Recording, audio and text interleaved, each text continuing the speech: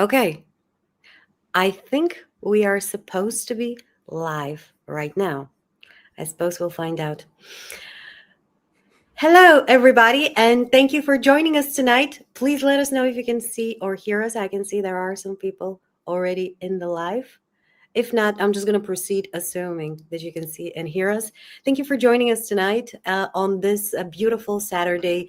Well, I say tonight because I'm in Europe, but probably a lot of you aren't there. So thank you for joining us today.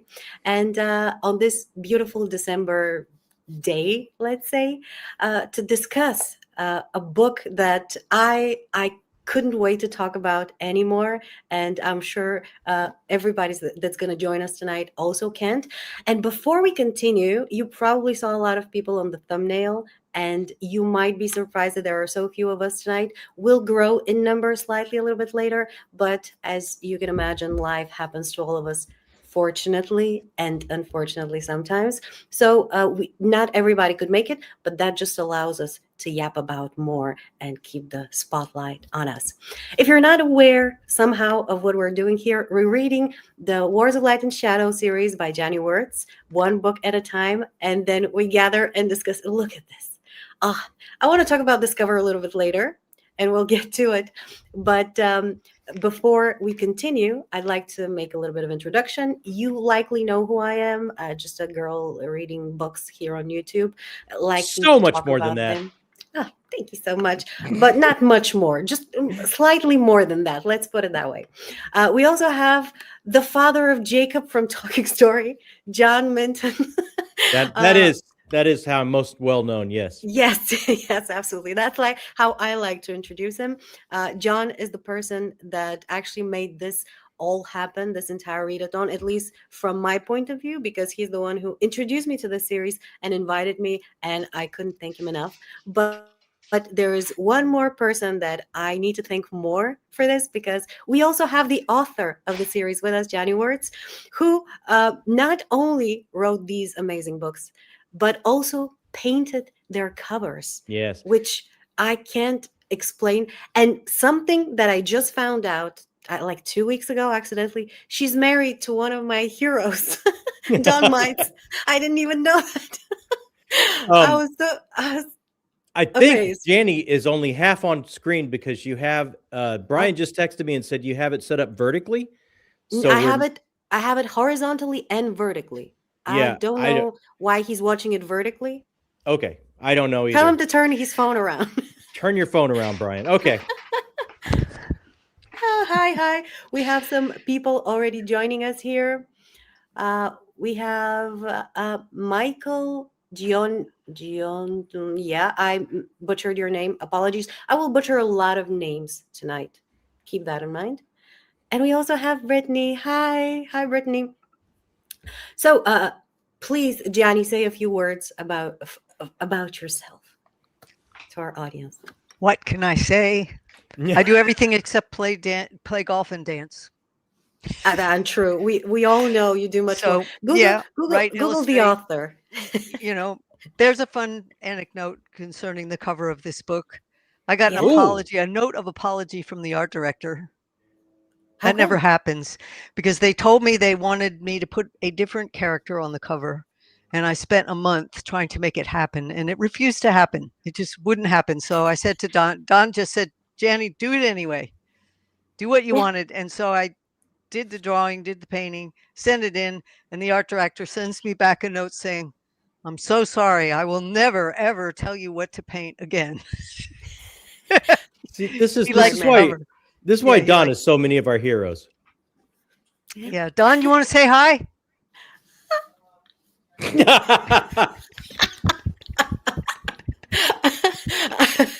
Probably for the best. I was going to be. There you go. Oh my God. Say hi. Hey, Don. I'm sorry. Oh my God. I'm probably breaking into hives here. You better watch out, Janny. Sylvia's pretty No, I'm excited just. to see Don there. Well, at He one has- point, the he has fans thought paint- he was hot. He got they had an artist contest for best ass, and he won. I don't want to start any rumors here. He has painted some of my favorite covers ever. That's all I meant by this. You want the end that's on the brush. Yeah. Yes. You're burying the lead. He won best ass? Come on. Yeah, he did. He did? Oh my God. Well, listen. The artists are a really crackpot crowd. If you get going with the artists, it's crazy, crazy, crazy, crazy stuff comes up. Don't get us started. Perfect. Well, this is a great beginning. But talking about the book cover, I'm wondering how I can share some assets here, maybe. Let me see if I can show, because I want to talk about this book cover. The important deep stuff, as you can see, is what I'm looking after. There would be a good image of it on our website in the print shop. Let me see if I can show a little bit of it. Nope, that's not what I wanted to do. There we go. There. Okay. Here, this is good enough. I wanna pose a very important subject to discuss here, and that is, has Arathon ever looked hotter? Because this cover is where I switched sides immediately. I don't care who's good, bad, correct anymore. This is it. This is where I switch sides right away. I would like to hear some opinions here. Yes. Yeah, those are quite the cheekbones. I'll say that. Oh my God, look at that. Oh, this piece of hair that falls over his eyebrow and the eyebrows. This is it. I'm sold. The series can end here for all I care. This is the guy. But this is in the realm of jokes, but this is absolutely gorgeous cover, and I'm really sad that I can't get it here, because unfortunately the only ones I can get are the other ones. Still very beautiful, the ones with the circle in the middle and all of that. Still very beautiful, but this is the one that I want. Well, we'll have to hope for a special edition, and I can continue the portrait style art all the way to the end. It'd be nice. That would be something. It would. I mean, it was the U.S. that did those, and when the U.S. discontinued after the merger, they didn't keep any of the authors from the one company when they merged together. Harper and Avon merged. All the Harper authors got ditched. So there were no more portrait covers after that. Huh. Terrible. I hate it. Yeah, absolutely. When I rise to power, every cover will be a portrait cover. Okay, so we should read some comments probably before we continue, and we lose track of what they're talking about. We have Brian, the one and only. Brian can't be with us because he contracted some sort of a plague today. Oh, no. Couldn't make it. Yeah. Well, not today, but he's suffering of it today. I had the vertical. Well, my apologies. I got greedy with wanting to have all the type of streams going on. Probably was a mistake, but I'm not very savvy when it comes to live streaming. This is my first actual stream hosting, so it's bound to get ugly. That's absolutely. Cool. Listen, Heidi, you're so very kind, but I wouldn't call myself a fantastic artist. I like to paint every now and then, and sometimes it works out. Let's call it that. Hello, we have Brian commenting again. I can't spell vertical. I can't say Brian said this was his favorite of the series so far. I was getting quite a few DMs as he was going through this one. Darn, I wish I could have been a fly on the wall. Sorry you're not well, Brian. And he was we miss you. He was a little ahead of me. So I was when we were reading, so we were DMing back and forth. Yeah, I think he's already finished the next book in the series, if I'm not mistaken, or close to finishing it. Yeah, close. Yeah. I am here for non-spoiler. Okay, we will keep it non-spoilery for now. I mean, I'm sorry that I mentioned Arathon is hot, but I think this is something we can all see. You can tell that from the cover. Yeah, it's not my fault.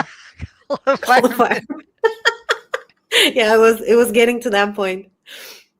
Tall, dark, and right, but also emo not tall. Musician. Not tall. Not tall. Not tall. Mm-mm. I'm not tall either. I'm okay.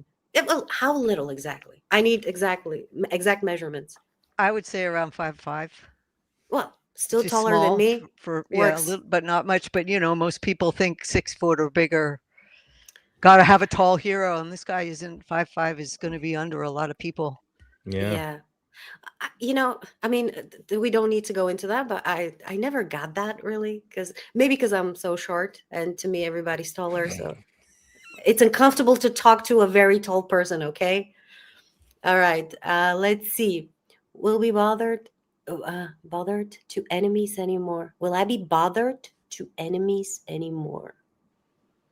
Am I not reading this, or am I not getting it? I'm not sure on that. I would need more context there.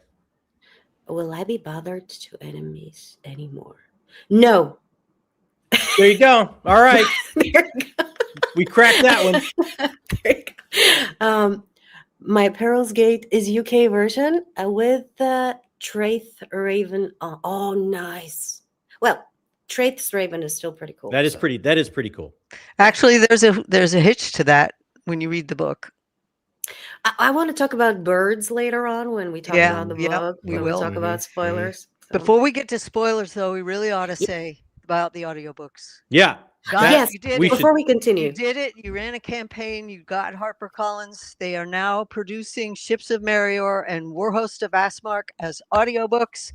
Same narrator. It will be Colin Mace again. I'm thrilled and delighted. They will be out in March. And you may have to persist, but the pre-orders are up. You may have to look on the author page. You may have to look on the books page. May not be listed with the series. You may have to poke a bit to find it, but it is definitely happening. So get those pre-orders in. Let's get the rest of the series. Let's get it going, rest of the series. They only got 6 more books to commit. Yeah. This is huge. This is huge.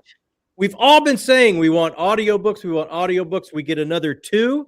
I know one person, Jacob, is going to be absolutely out of his head thrilled. I actually have already told him because he was over the moon to hear. So I'm so thrilled, Janny. I am too. I cried. I was so happy. I've known since August, but they refused to let me announce it till the pre-orders were coming up. So get out there and do it. People who are new to the series know that the first 3 volumes are absolutely the best starter package you could have. Yeah, it's a good stopping point. So it's support a great the first arc. 3. We will see where we go for there, but we need to get Arc 3 going, and 1 book of Arc 4 is still missing. Yes. The final 2 are out in audio. So thank you to everyone for making it happen. This is fantastic news. Fantastic. Not only are we supporting great art, but also so many more people get to enjoy this book right now. Yes. I have recommended this series to a number of people that I know around here, and I know appreciate great fantasy and great literature in general. And everyone not everyone, but let's say 90% of the 20 people to whom I have recommended it personally has asked me whether there is audiobook to it, because their only time that they can actually dedicate to consuming literature is listening to it on their commute, or while walking in the park, or while doing chores in the house, because most people have children and so on and so forth. So it's a really amazing thing that people now are get to get familiar with this absolutely fantastic series that I can't believe is not more popular. I can't believe this. It's insane. And I bet Janny's astounding, amazing, transformative, transportive prose, hearing that is going to be like, there are huge chunks when I'm reading this, I have to read it out loud because it's stunning to hear it out loud. It was designed to be read aloud. It was absolutely designed to be read out loud. Yes. Yeah. So I am thrilled. So 1, 2, and 3 are now contiguous. Grab them. Absolutely fantastic news. I am so excited to now be able to tell people that they can actually listen to it. Now, I wanna look at a few more comments while we're doing this so that we don't miss out. We have some questions here. Awesome. Here we have Heidi. Awesome. The audiobook news is the best news ever. I will be pre-ordering ASAP. I know Heidi is going to appreciate it because I know this is the kind of thing she will definitely enjoy. This is a Heidi read. No two ways about it. Yeah. We have another comment here by Nessa Reads and Roams. Hi, everyone. Can't wait for the audiobooks. You don't have to wait much longer now. Hopefully very, very soon. Will the pre-order be on Audible? Yeah. Yeah. Should be. And you can get book 1 now, so you can start book 1. It's 2 and 3 that are coming in March. Oh, this is so great. I'm not very good with audiobooks because I get distracted, but I don't think I would with a series like that. And I actually started giving audiobooks a try with a little more mundane, repetitive tasks, and it works better than just sitting and trying to listen to them. So definitely think is going to be a success. I can't do audiobooks, but congratulations. I'd be happy to buy the first audiobook or maybe all three for someone who has been wanting to try. Yes, it's a great what an amazing thing. Yeah, find him on the Discord. That would be what a astonishing. How generous. Thank you. That's very generous. We have another comment. Wait, I'm gonna go back a little bit because I was reading the ones for the audiobooks, but I missed some earlier ones. Okay, the fireman the fireman comment. Yes, this we discussed already. Yep. Yes, I finished the Peril's Gate. You are all in for quite an experience. You still speechless, Brian? Brian was warning me. Get ready. It gets. You're going to a darker place. So I have been warned. I can't wait. Darker place is my favorite place. Yeah, you and me both, Sylvia. Yeah. I think I made a comment about it that whenever I'm reading something, I hope for some sort of deep, darker, terrible things to happen to keep my interest. So yeah, for sure. Yay for short, dark, and handsome. Is that like your Brian. type, Brian? Yeah, that is Brian. Oh, okay. I thought that was his type, but okay. Sylvia, what is your favorite Don Mites book? Okay. Well, Electric Forest, yes, that is the one that I was going to mention. But now that you said it, and it's probably the recency bias, but Gene Wolfe's Book of the New Sun original cover, absolutely fantastic. I was trying to. I actually bought it a secondhand because you can't find it new anymore. I don't think it cost me quite $1, but I'm waiting for it to arrive all the way from the US, and I can't wait to have it in my hands. This is, my dreams are not very big, as you can probably surmise by watching my videos, but this has been a dream of mine to own a copy of that for many years. We have prints. Yeah, we have prints. I know, but it's different when it's the book, Yeah. And I'm going to put a print on the wall as well, but it's, I wanted to have the book, and I already have the Bulgarian copy. I don't want to get up because I'm linked with cables here, but I have the Bulgarian copy, which also has the original cover, but it's been modified. Like the background has been changed by the publisher for some reason. And it's not ruining the whole thing, but it's just not the same. But yeah, that's my second favorite after Electric Forest. And the original Daughter of Empire, where I don't know that I can remember that one. But yeah, okay. Oh, Sophia Loren, beautiful woman. Yeah, probably thinking of the U.S. cover. Probably. Yeah, it's yellow. Oh, okay. Yes. Oh my God, fantastic, phenomenal covers. Okay, we have a hi here. Okay, and then we have another comment here. I just read Summer Tree by GGK and was pleasantly surprised to find out it was Janny and Don. Yeah, we collaborated on that one. Guy asked for it. So the publisher said, okay. And so we did one painting that they made 3 covers out of. You can see the whole painting. And we have a sequential of how the painting was put together. It actually started out orange, and we put the picture on top of orange and painted over top of very hot orange. So you can see a sequential. It's on the website. On the collaborative worlds of Don and Janny, you can see how we did it sequentially. Yes, so beautiful. Oh, fantastic. Maybe I'll show it later because I'm not sure how to work out this program yet. But okay, book covers, fantastic. We have the audiobooks going on. This is an amazing news, and we need to promote it more because the more we talk about it, more people will hear about it, and this I'm sure will bring a lot of new readers and bring them so much beautiful hours of enjoying this fantastic story. Talking about this story, we are, as I mentioned earlier, going to talk about Grand Conspiracy, which is the 5th book in the series, but also the 2nd book in the 3rd arc, Alliance of Light, if I'm not mistaken. So before we dive into spoilers, which we will do a little bit later, we will do a little bit of non-spoiler talk as much as that is possible with the fifth book. And will not spoil anything of the series that you won't find out in the synopsis of it. But let's start with John. John, what is your impression of this book?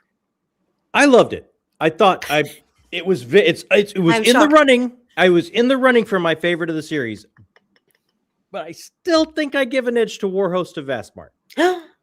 But I was amazed. Scandalized. I think this arc has like 5 books, right, Janny? Alliance of Light is 5 books, and I was amazed at how fast this ramps up. Coming after Fugitive Prince, where all the seeds are getting laid and the ground floor is getting set up, so you can kind of see what's going to happen. I mean, by book 2, this thing was flying for me. The pace was... No, it's not. Still building. Well, it seems like it was flying for me. I couldn't believe how fast we got into so much. And then some big reveals for me about the world and the characters that I was pretty floored by. So for me, series favorite, I think Warhost edges it, but just barely edges it. This is right up there for favorite of the series for me. I still maintain that to me this is my favorite book from the series thus far. But as I said while we were talking before the live started, I say this for every book of the series that I read. Yeah. And which is a good thing, because we're building on top of things. But I think this is because we got to see so much, which obviously we got to see so much more revealed, but also so much more revealed that was already hinted at, shown either as premonitions, visions, or hinted in some sort of slight way here and there. And then we got to see it realized here, maybe not spelled verbatim, but shown to us. This is one of my favorite things about the books, that you don't get told things straight up. Sometimes they get built in front of you, and you see their shape, and you get to develop it in your mind, figure it out, which is one of the beautiful things that the brain enjoys, figuring things out on its own. And it's a rare thing that we see nowadays, because a lot of authors like to guide you very well, I don't want to say patronizingly, but it feels that way sometimes, that they spell out everything for you, like they don't trust you to be able to think. In these books, you get shown things, but also you're allowed to interpret them and figure them out for yourself, and that is a fantastic thing.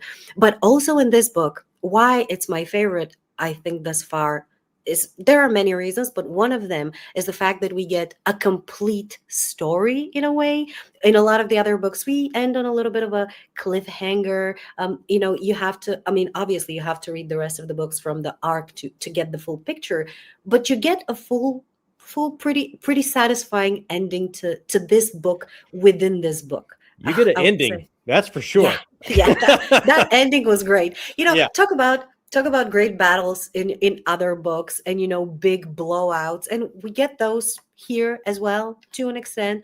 But this ending, I think, it was a different kind of moment, wasn't it? It was a different kind of what do you call this climax? Mm-hmm. It's just it was so satisfying. Oh my god, everything about it I loved. I felt a little how should I say, anxious about it, because one of the characters involved is one of my favorites. I like all of them, but one of them I'm feeling very protective about, and I'll talk about her later on. Yeah, so I think I know exactly who you're talking about. Yeah, I got a little, oh no, I don't want her to be betrayed or whatever. And then it happened what happened, and I was like, oh, this is so good. This was great, very satisfying. But also, every time we talk about the series, we talk about the pros. Yes. And I always, maybe I'm doing a disservice to this series, because every time I talk about the complexity of the prose and how it's on a different level, and how maybe it'll be difficult for people to get into it sometimes, because it requires you to actively, pursue the meaning of the sentence. And that's true. But also, once you get used to it pretty quickly, I would say.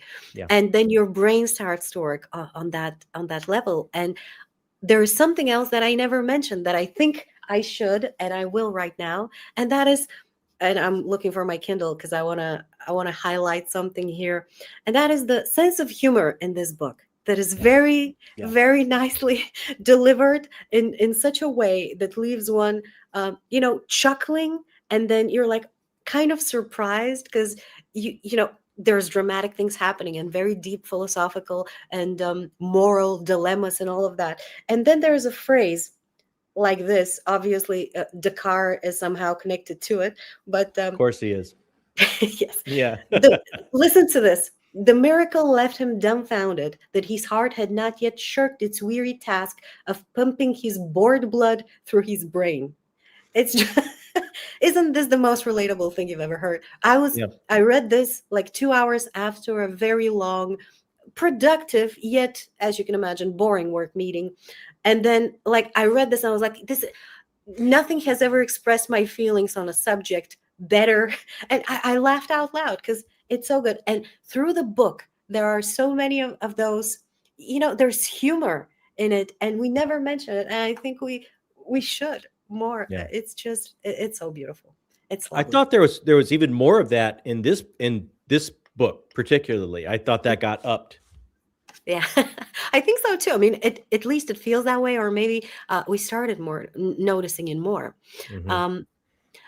I also wanted to talk about the descriptions of nature, and this is something that that we talked about before the call started, the live started. But in this book, and this is the quintessential autumn winter read in this time when the world is getting more gloomy and entering into the winter mood. This is the perfect book for that season because it just puts you, and not just this book, generally speaking, the series, the atmosphere of the series is very nicely delivered in a way that makes you feel like you're in there. And I've called this classic fantasy many times because it has the feel to it of classic fantasy, maybe because of the writing that elevates it to this level of an epic story. But it's not the classic fantasy. Yet it has this cozy feeling that you get from it. And there is this chapter in the beginning. There are no spoilers in what I'm going to read, just a description of atmosphere. Below the loft ladder, the blanket embers in the grate flare sullen orange as cold air eddied down the flute. By the way, sorry for my pronunciation wrongly of some words. I'm not a native English speaker. The single paned casement held whirled scrolls of frost, etched brilliant silver by moonlight. No one else stirred. It's just this, and I'm not doing the thing of justice. Listen to the audiobooks. you will get you will get the experience. It's just so you're feeling like, oh, this is this gloomy moment, and in the dark of night when you feel like you're all alone, everybody's sleeping comfortably in their beds, and the frost on the windows and all of that. It's exquisite. That's how I'll describe it. Yeah. Atmosphere and then nature. Nature itself is such an important part of what's going on. We get into spoilers. We can bring that up more so, but it's like, yeah, for sure. Yeah. We have some more comments. Oh, hey. Just popping up to say hi. I'm still on Fugitive Prince and loving it so far. Very, very nice. Yep, major world building and magic in Grand Conspiracy. Yes, we'll talk about world building and magic. Magic, my God, magic got crazy this time. Yeah. Wish I could stick around, but I need to study, so I just want to say this. Prepare for Pearl's Gate. You will be floored beyond words. I'll come back to watch it when I'm free. Yep. We keep on hearing that, and the FOMO is really getting to me. That's why I couldn't wait anymore. I got to start Pearl's Gate. Yeah. 5 minutes. Absolutely. It starts 5 minutes after the ending of Grand Conspiracy. That's exactly. Yeah. Perfect. It's perfect. I can say a note right about the prose, that the problem people have with the prose, it is not difficult. It's that they rush it. You have to read it by phrase. So they're used to swallowing an entire sentence in one gulp in most other books. You can't do that with this. You got to interpret each phrase as you go, and it will all hang together, and often the punch is at the end. So just don't rush it. Yeah. Don't hurry.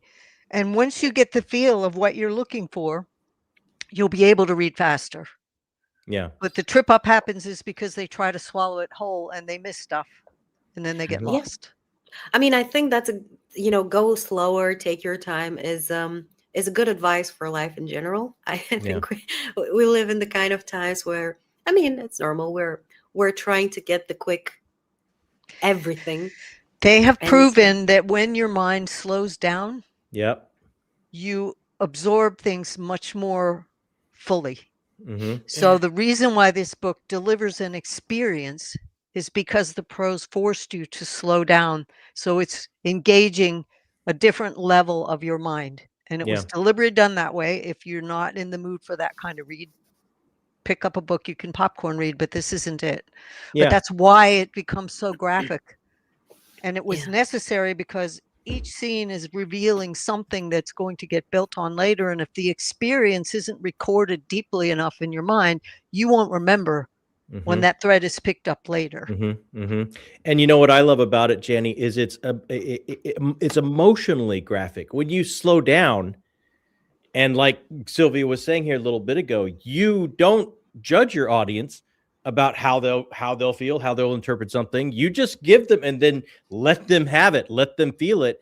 And when you slow down and let that wash over you, what you start to have is a reading experience that's very different from a popcorn read. And I love a popcorn read sometimes too, but this is for those when you're looking for something more, when you're looking for something different, when you're looking for something with all this, it's got so much more of that emotional oomph because you're there. That atmosphere sucks you in and it transports you, and you're there, and you let the audience go where they will as far as how they feel about these things. You're never going to spoon feed or prejudge. So I think that kind of all goes together as a part what Sylvia was talking about earlier. Yeah.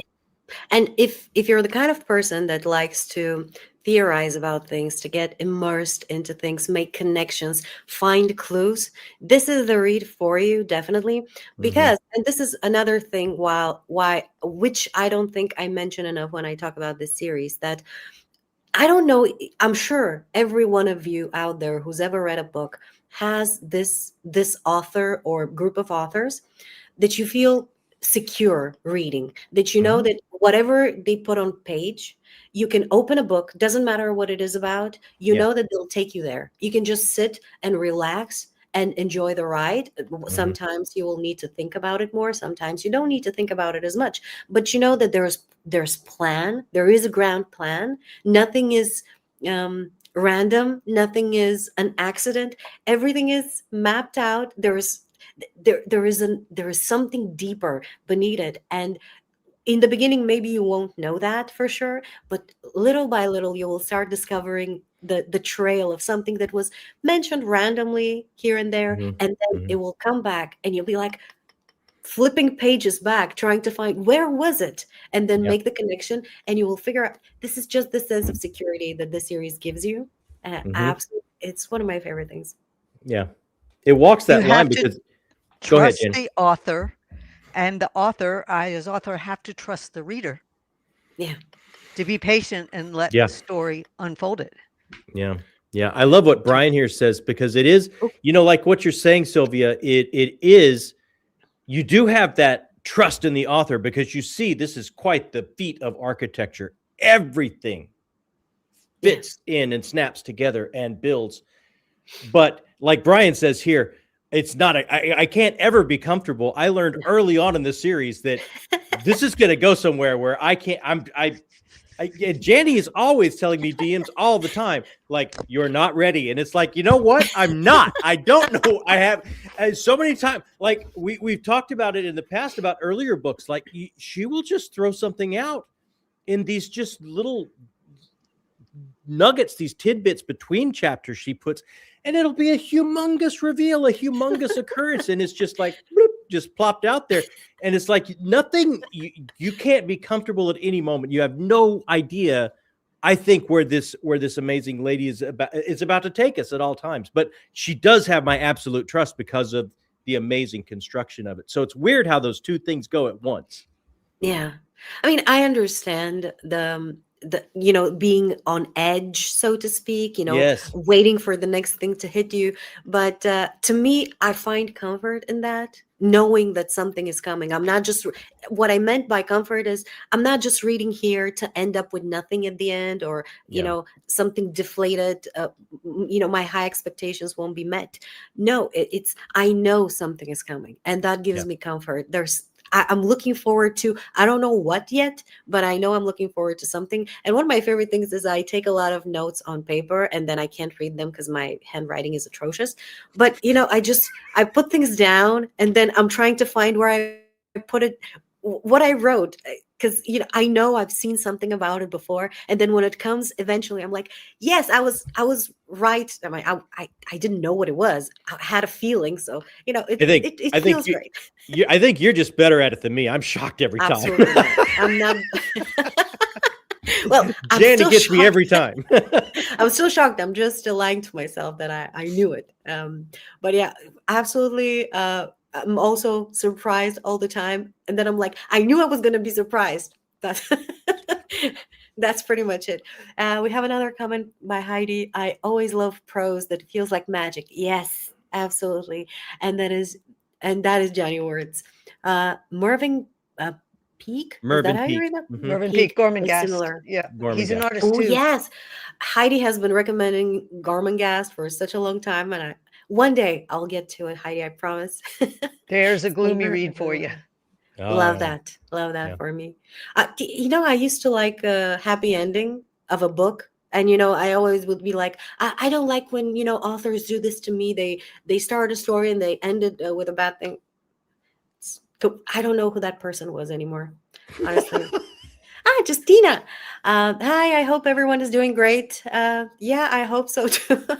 I'm looking forward to joining the Read Along with Sylvia's Discord. Yes. So my Discord people have created a buddy read for 2026. I think they're starting in January with The Curse of the Mistwraith of the Wars of Light and Shadow. And I'm so excited to see their thoughts. These people are so smart.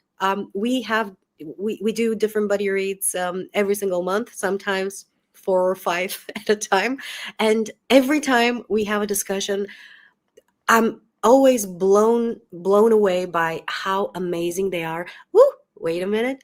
How amazing they are with figuring things out and giving me a different perspective, just like in this read along. And talking about different perspective and being there's the man. Wait a second. Let me push something in here for you. If you have a Discord, I'm not on Discord, and I don't like masterminding people's discussions. I don't like that. Let them go. But if they have questions, drop me a line and I will answer. And if it's a spoiler, I'll just say, read and find out. Perfect. So I'm available to you if you're running a discussion. Yeah. Perfect. Absolutely. There will be a discussion, and I will be, looking and laughing at their confusion at times, and telling them read and find out, or you can ask the author. This is going to be so much fun. I'm so looking forward to seeing what people think.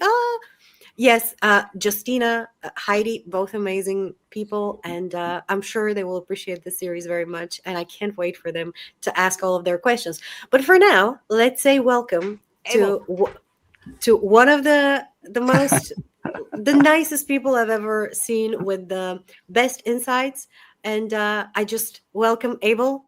Likewise. Thank you for having me. You haven't missed spoilers. You haven't missed spoilers, Abel, and all we've done is your initial take on it. So you're right. You're right in there. But you missed the big announcement that the next 2 books are coming to audio. Oh wow, that's great! Finally. Yes. That's great. That's a great moment for everyone. March. Absolutely. They're both coming in March. You should be able to dig up the pre-orders. Dig for it. They're live some places and some place not. It's still propagating, but I'll post it in the description of the live after the live is done, and as a pinned comment under the video. If you want to find it out, I will link it there, just to make sure that you can find it. to introduce whoever doesn't know Abel, he's a fellow booktuber, but he's also an author, and I continue to be the only non-author in this live here, which is very intimidating. I have He's my a suspicions about this. I don't know Yes. how don't be much suspicious. of a Don't. continued this will be. I can feel this sensibility there. I don't know how much time will take, but I'm pretty sure one day we'll read something with your Me? name. Absolutely not. Yeah. Unless well, it's come on. unless it's criticizing more talented people than myself, you will read nothing by me. The only thing I've written is some aggressively mediocre and extremely embarrassing poetry. So, which will never see the Oh. light of day. The one thing I'm sort of proud of is is a haiku summary of Beowulf, because I Oh, like to do wow. stupid experiments. Yes, it's a 3-part haiku because you can sum it up. Yeah, in those one. are You can sum it up in words 3 that I either. would never imagine being in the same sentence. Yeah. Yeah, To be honest. as I said, I like stupid experiments, and that's the only thing that can motivate me to write. Mhm. Or I want to complain about something. As a Bulgarian, that's the one thing that keeps me living. Pure anger and complaining. Is fuel. Yes, but Abel, can you tell us your non-spoilery impressions Yeah. of the book, Grand Conspiracy? Yeah, I purposefully delayed the reading of this book, waiting for the date of this live stream, which was a good thing because I have it pretty fresh in my mind. I finished it a couple of days ago. Oh wow. It wasn't that Oh, wow. good for my memory of the previous books because I retain a pretty good amount of information about things that I read, even after many years. But of course, the more time in between volumes, the less details you get to retain, unless you do something really scholastic like I do, like taking notes and highlighting and all the rest. So thank God for markers and stuff all there with different colors. So it is pretty fresh in my mind, and I have to say, I will never not enjoy something written by Janny Wurts. I think it's the fifth volume that I read in paperback. I think, yeah, it's the fourth for the American people.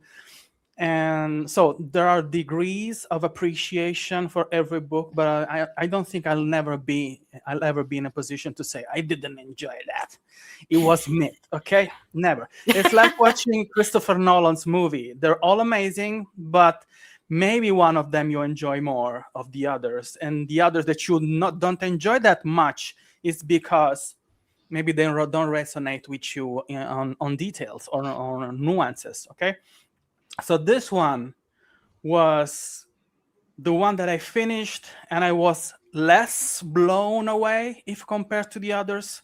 I think that I am a first book guy, so the love that I have for Curse of the Mistwrights will never compare with anything else, because it was like being in love for the first time with the first love, yes, beautiful and the most intelligent woman you'll ever meet. Okay, that's the kind of relationship that I have with that book.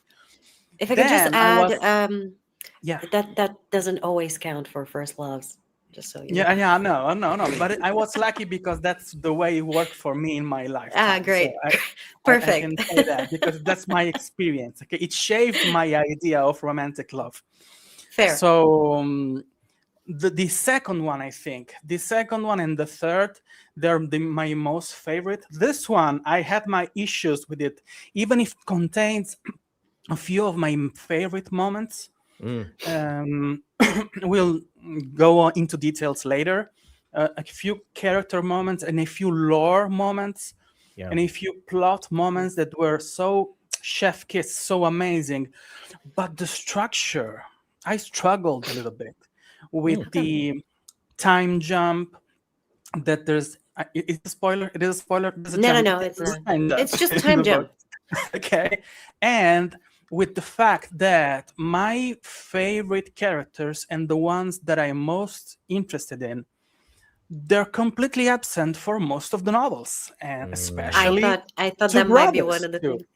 And then there was so much focus on other characters that were mentioned in other books, in previous books, that are on the forefront here. They have a specific role. You understand why they're there. But I wasn't able to connect with them on a personal level.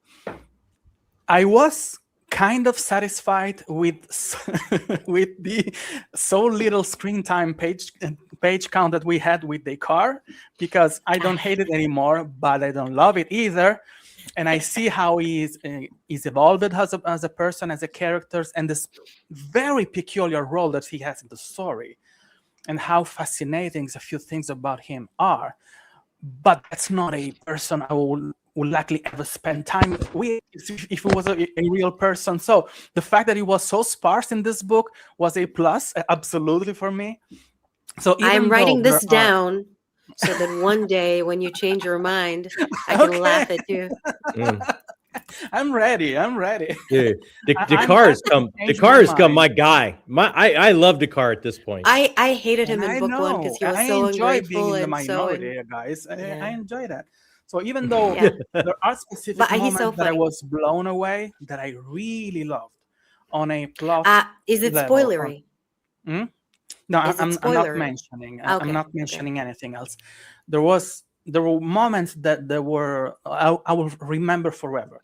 And then I took notes because I told myself, if you get to write into your lifetime even a quarter, and if you manage to show a quarter of the artistry and the craftsmanship that Janny Wurts showed in this scene, in any of your books in the future, you'll be an accomplished man. You can sleep on a constantly cold pillow, a fresh pillow, and always warm when you need it, and always fresh when you need it, because there was something amazing. But the overall structure of the novel, I came to the end. Maybe in a couple of days and weeks, it will be different when I had time to, ruminate a little bit better. But I'm still questioning. If you read Curse of the Mistwraith and you read a third of it and you stopped, that's where you are at Grand Conspiracy. Okay. The third arc is one story. It is broken into 5 parts, and each novel is structured to have enough of a story arc. But imagine if you were to stop Curse of the Mistwraith at 1/3 and say, did I understand why all this stuff was here? No, it's still building. We're assembling pieces. You're going to hit the tipping point in the next volume, and believe me, let's see what you think of this book when you get to the end. You can still say it's not. I'm itching to start it. I will probably start it tonight. But that's where you're sitting. It's a 5-book arc, and it's really one overarching story, just as the entire series is one overarching story. And we have here another prediction, by Brian, that you might revisit your thoughts after finishing Peril's Gate, reasons for what he's missing. So prepare. We also have Christopher here saying, wanted to stop by. Sorry, I couldn't make it to today's stream. Janny, as always, you blew me away with Grand Conspiracy. Hope to return for Peril's Guild.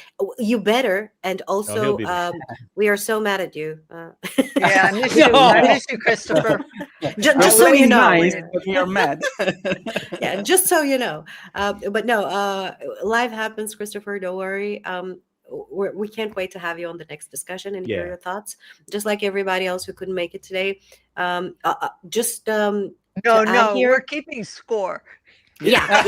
Clearly, and you're losing points, but also, we are benevolent. The best part about having such a large group is life happens, and some people might have to slide out here and there, but we can still come together, and no one really has everyone's kind of caught up. I mean, I know Zachary Chase fell a little bit behind because of school, the end of his semester, but no one's got to a point of the series and went, I mean, everyone's still going, which I think speaks very highly of the series.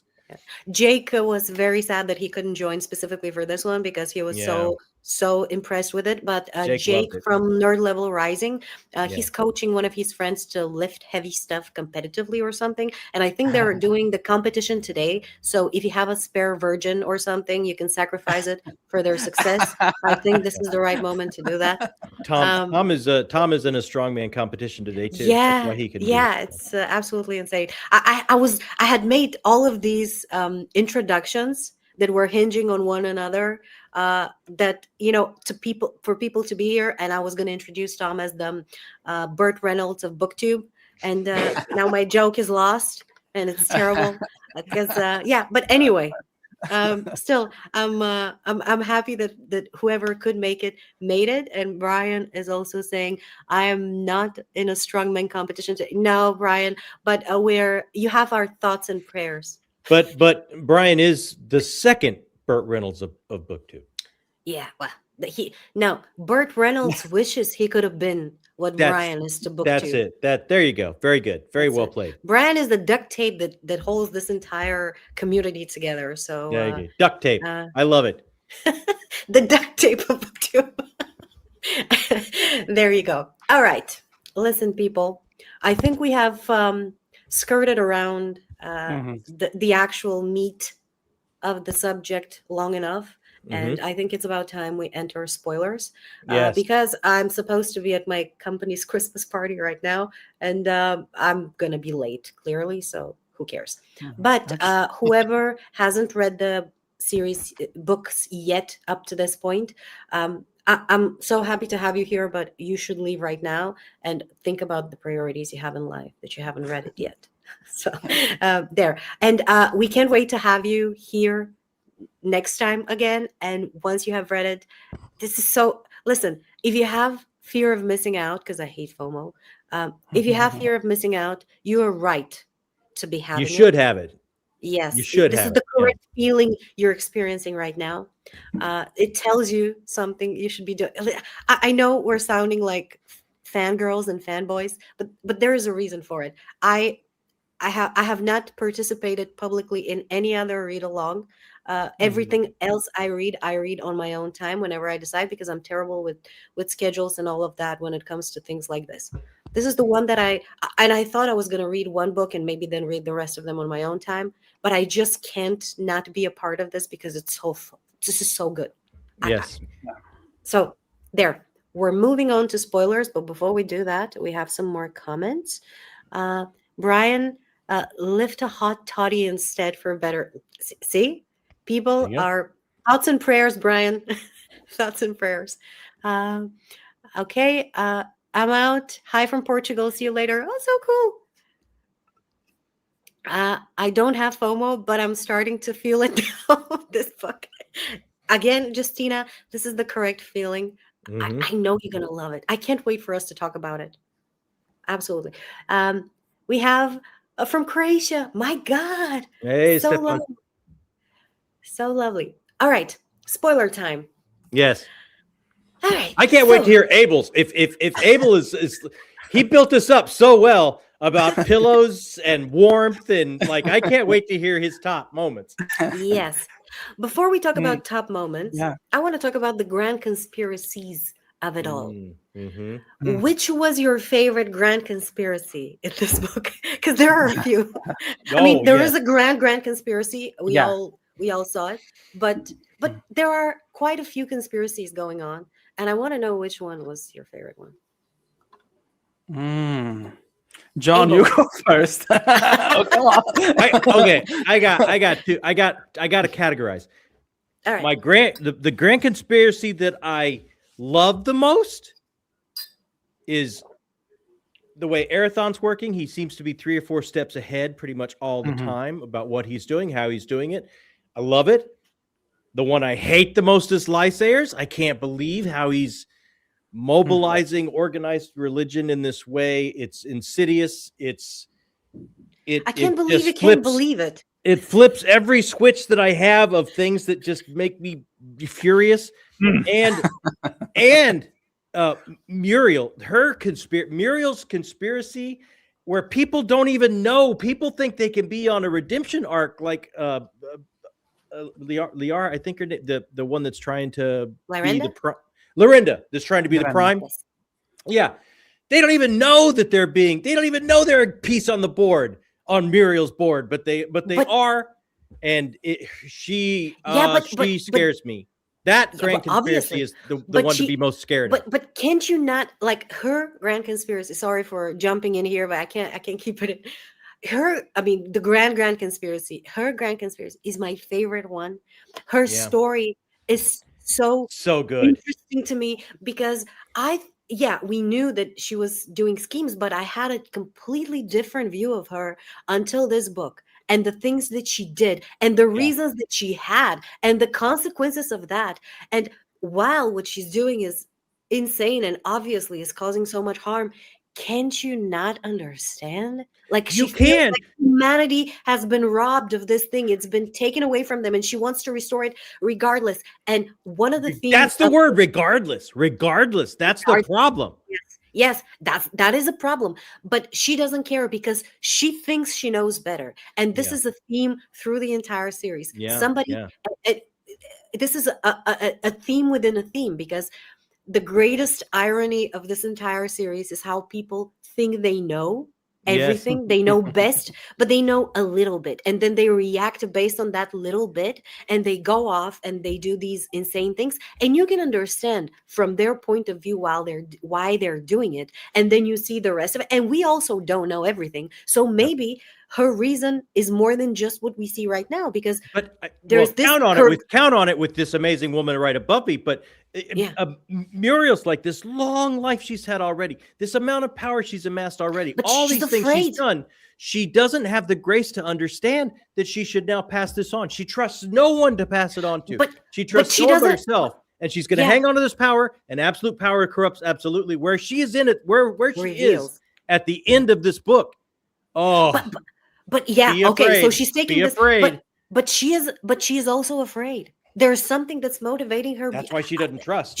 She's afraid, like, if I understand, she's afraid that she's gonna die without, because if what was it, the prophecy, if Arathon lives, or what was it, she's gonna die without what's the word, heir, somebody to take over, an heir, and she's afraid. And why is she afraid? Like, okay, there is this one thing that's motivating her, that, okay, she wants to restore this humanity to technology, whatever. But she's also afraid. And what is she afraid of? Why is this so? It's normal to fear death to one extent, but why is this specifically? Because she will have no heir. What is there? What more is there? This is we see there is more. We know, but we don't see, but we know there is more. And my thing is, what more is there? I want to know. Sorry for being so animated about this. It's everyone. It was my favorite thing about this book. Yeah, the beauty of it again is everyone's motivation's absolutely trackable and makes absolute sense as far as their character motivations go. But at the same time, it's that hubris, it's that self-importance. Yeah, it's hubris. My mission is so far advanced above anyone else's. I mean, look at the wizards in the same way.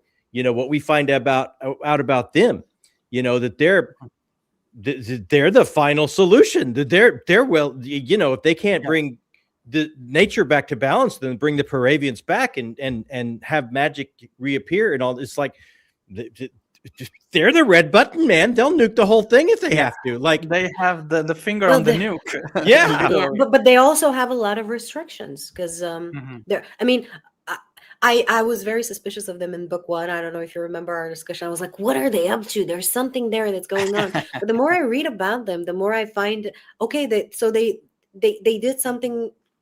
They did something so that humanity, saw a lot of bad times. So now they have the experience. They found out, what was it? FAFO, the saying, and they found out. So they participated in something terrible, and they have the experience now. And now they're more. They're not all in agreement, and we'll talk about Davian the betrayer later. So many things to say. But I'm telling you, he has all the answers. Oh my God! I'm telling you. This is the I would if the rest of the series was just about him, I would Yeah. read it still. And we know But where he is now. Like we yeah, get these glimpses. Yeah. that's so cool. But yeah, sorry, we didn't give opportunity to Yeah. Abel to Go ahead, speak Abel. about We're just monopolizing here. I think that I am torn in between two grand conspiracy, aside the one that I think that gives the name to the novel about the Koreani and everything they want to do to try and frame and stop Erathon.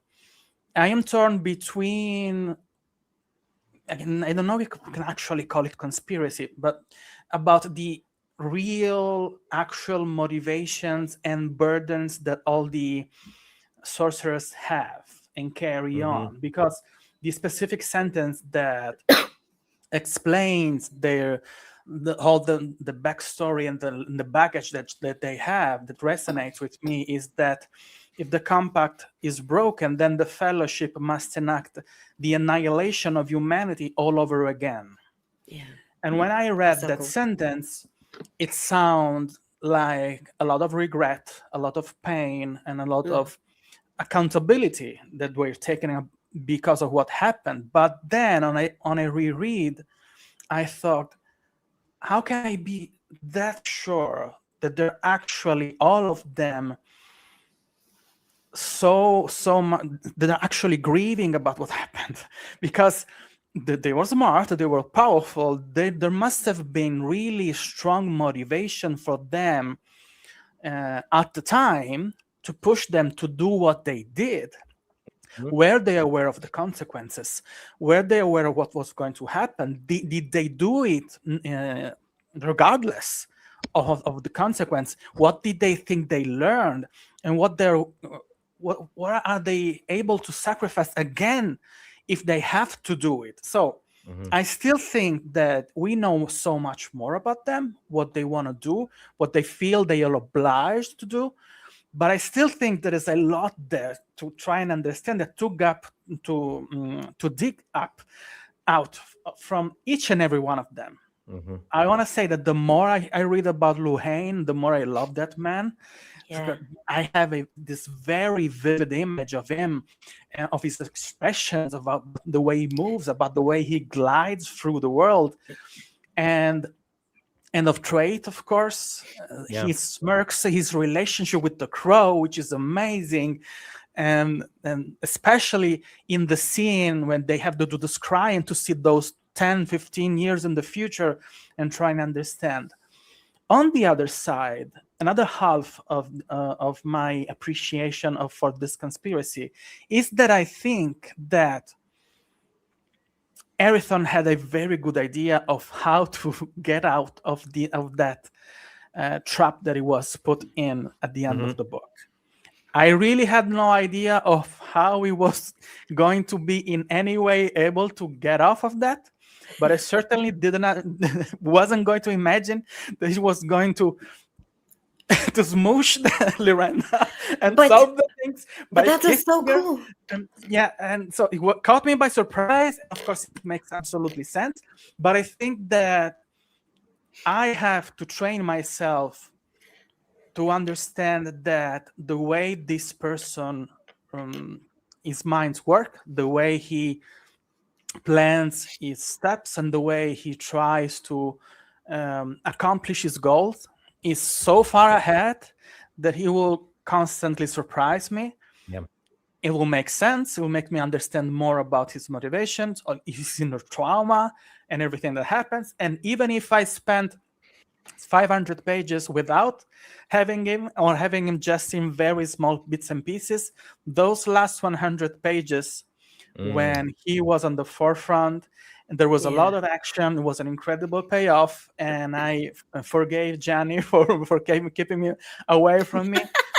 The way he actually has this... you have been forgiven. That's a great conspiracy in and of itself. It's like he's conspiring for every single person that he's been in contact with, and everything he's want to accomplish. His desire to save people, his desire to have a little bit of justice, and the way he tries to shield himself for all those very romantic, incredibly relationship that she has with Lara, which is, ladies who write romantasy, just understand that someone here will have you so much to teach to you about there's some swooning by the end. I was swooning. Elira is my favorite character in this entire series. And when I was talking about earlier that I was a little bit anxious what's going to happen, it was because of her. I have never associated personally. I mean, you associate with every character you read about, more or less. But to me, she is precious. I love every time she comes on page. All of her chapters are some of my favorite. Everything she does is like, yes, I want you to be a real person and be my friend. And I want her to be happy. That's it. I don't care. Like, the two brothers can die by the end of the series. It could happen, okay? But I want her to be happy. That's what I want. It's great for me. Before we move on from the title, A Grand Conspiracy, and what our favorite conspiracy was, this is the thing I love about it, is you can go from character to character to character all the way down the line. And grand conspiracies, smaller conspiracies, they all have motivations, they all have agency, they all have what they want. But what we never lose from character to character, no matter how grand it is, Lysair wants to change the world and make it safe, and all these things that he's driven to, all the way down. You pick a character, they all have these agencies and these ideas and these motivations, and we never lose the human frailty from character to character to character. Even Grant, like the group of wizards here that we want to bring magic back, we want to bring Paravians back, we're willing to hit the red button if we can't do it. But we've seen before they have failures. The curse didn't quite work out the way to lift the Mistwraith didn't work out the way they wanted it to. They're not all powerful. Everyone has human frailties from the top to the bottom. And while they're trying to achieve these things, Muriel, who we were just talking about, can't seem to have the grace to let go or hand over the reins of power or use the power of generations to achieve what she wants to do. Be a teacher, teach the next generation, and then hand it over. She's unable to do that. She's had the hubris to hold on and want to do it herself. So there's human frailties from character to character to character in these midst of these conspiracies as you move all the way down, which is just fantastic to watch and see. And as you were saying, Sylvia, I can grab onto that. I can see myself in that, and it can become a cautionary tale to some of us reading when we start to see the human frailties and the motivations in the interactions. But even in these grand moves and these grand things, we never lose the human element, character to character to character, which I think is just lovely. Yeah, I think there are a bunch of head of states who should read this book about the weight of power and the weight of and the consequences of decisions, and on all of our preconceived ideas about our enemies. But I think we all should. And there's another thing. When we observe Lysair more specifically than anybody else, and his behavior and how he goes about things, and when we employ some empathy towards him and follow the reasons for him becoming the way that he is and the way that he acts. And yes, I hate some of his decision trying to burn the gatewood. That was terrible. But he goes about things believing that he's right. He is compelled to be he is under the influence of the Mistwraith, but he also has this inherent desire for justice, and justice without empathy is tyranny. As I forgot who said that, but I'm pretty inclined to agree. And seeing him do that, I think about myself and how I perceive the people that I ultimately disagree with. I mean, think about any powerful leader or religious leader or somebody is well known and you completely disagree with them on the things that they do. Now imagine that they oppose you and then you're trying to stop them and you have some power to do that. And you start you employ no empathy towards that person because to you they are just a force that is wrong. And then you start acting like Lysair, just like they probably act towards you. And it's such a mirror too. So it's just fantastic. It is a beautiful mirror, but look at again the human frailties there. Lysair, by this point, because of all of his inner circle that has been lost on the battlefields previously, is very, very much alone. Does even his new wife, does he the way he treated her? Elaine. Yeah, the way Elaine, does he accept her? There's no one that he's completely lost track of the humanity around him that he's trying to protect. Who is he bringing justice to at this point? No, it's not about protection. It's what he see. This is the thing that every time gets me.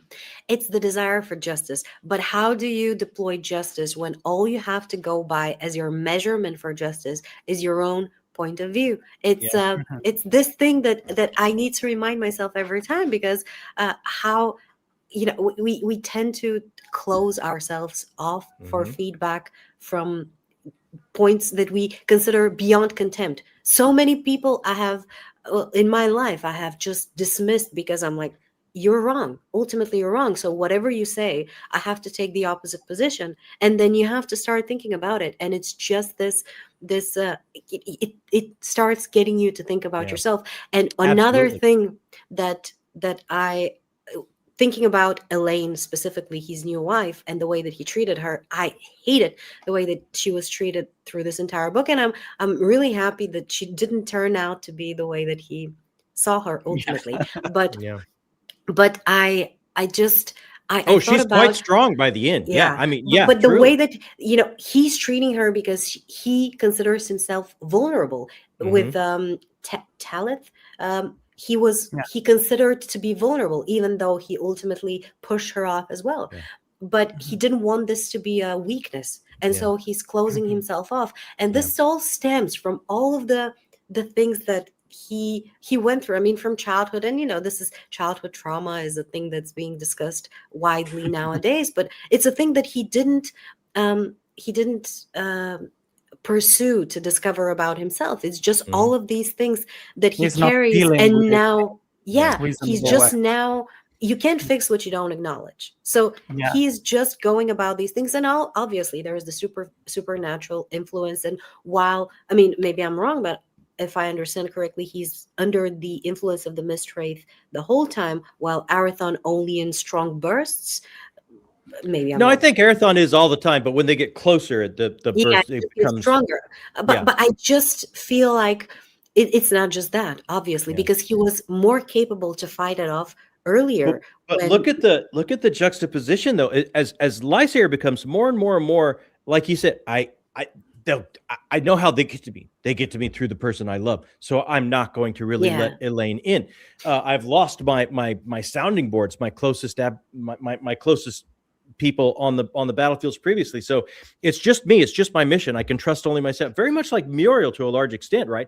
And it's this lonely pursuit of what he believes, and this echo chamber in his own head, because he doesn't have sounding boards around him, that leads him to the dangerous expediency of being a hypocrite and taking in what he is fighting against. Hypocrisy is phenomenal. He becomes with his own little magic alcove up in the tower, or everything he's supposed to be fighting against. Well, if it'll help me achieve my mission, maybe I can use it. And it the expediency, the hypocrisy, all those things, because he doesn't have sounding boards around him to go, well, we're losing sight of what we're fighting for. He doesn't have that Jiminy Cricket or that conscience to be a sounding board and talk to him. Whereas Arathon, even though he's reeling and completely guilt-ridden by who he's lost and who he continues to lose, still has sounding. He still has Dakar. He still has sounding boards around him. He still has people he cares about that can break through, and he will listen to. But I think it's also the profound. How should I say? It's so terribly ironic that the price that we pay for those things, the price that you pay for justice, at all cost, it's paid by the people around you, because you tend to lose everybody becomes means to an end, while the price paid for ultimate empathy is paid by Arathon. You can see him guilt-ridden, and my heart broke for him in every book, but in this one in particular. And then the people closest to him as well, and how he has to make choices, trying to save the boy Fionn, trying to save him. So many other people had to go, and then he has to suffer now this. But it's the thing that there's no way to win. It's just it's the quite the price tragic. that we pay for those things. It's very tragic. Yeah. Yeah. Did you notice Abel, the moment when yeah. to tie back to what you were saying, Sylvia, where people have to make choices based on where they are, and you have a Yeah. very narrow viewpoint? Did you catch the paragraph where Arathon stands down the two men at arms that Dakar said stop him at all costs from stepping into this trap? And he says, you have to let me step into the trap, because if he can't act and can't have authority, can't have any agency whatsoever, he's already lost. Yeah. That Oh my God. precious footing of having that agency, even knowing you're wrong. Yep. Yeah. You have to make a decision in life Yeah. based on no information at all. No human Sometimes, being yeah. has all that information. And if you insist on knowing everything before you make a move, you paralyze yourself. Yeah. Mhm. Absolutely. So that was a And- very pivotal paragraph. And you stand for nothing. yeah. Exactly. Yeah. And this is a theme throughout the entire book about choices. And we start the book kind of with with the conversation between Lyrenda and Alara with do I have a choice? Well, you do. Just the outcome is the thing that limits it. I mean, I'm not quoting verbatim. And then later on, when they're offering this child the choice, it's just the illusion of choice. Whoa, that's horrible. That's just brutal. That's so brutal. They just the completely theme of hoodwinked. choice through the book was just phenomenal. It's the cost of magic. It's a sacrifice, and the person doesn't even realize they're sacrificing their entire life. They just don't even realize. Yeah. Terrible. There is a conversation between Fionn and Elara.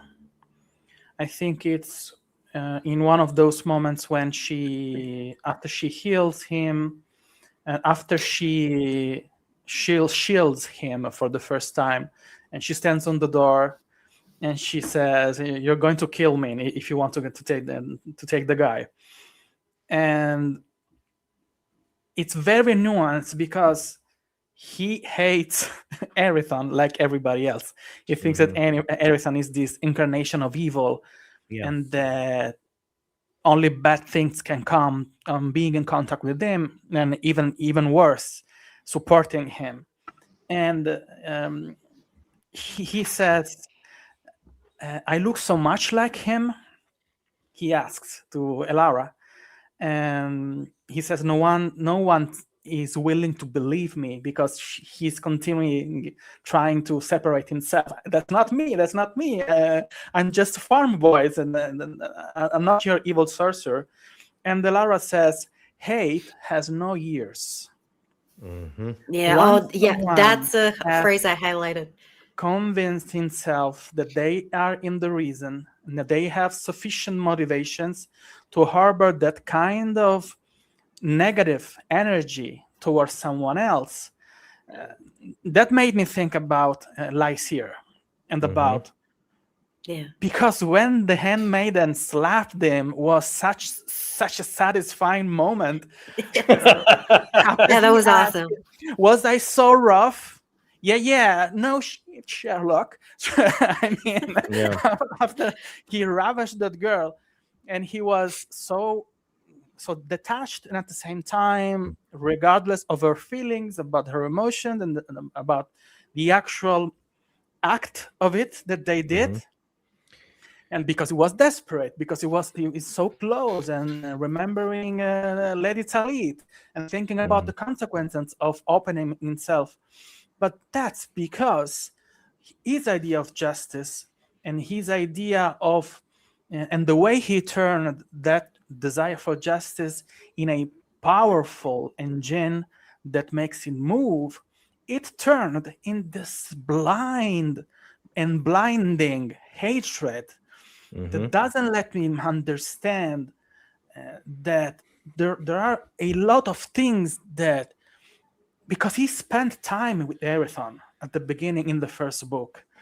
And of course he felt himself, he was deceiving me. All the good things that I saw in that man, And all the other people that tell me that he was a good person, like Lady Talit, that swears he never touched me, he's honorable, she didn't actually become his supported, but she was trying to make him understand that his hatred towards everything was not that justified.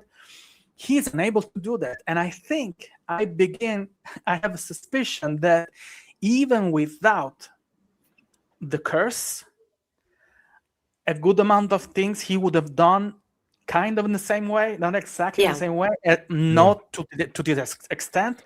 He would probably never have started a religion in which himself is a messiah, okay?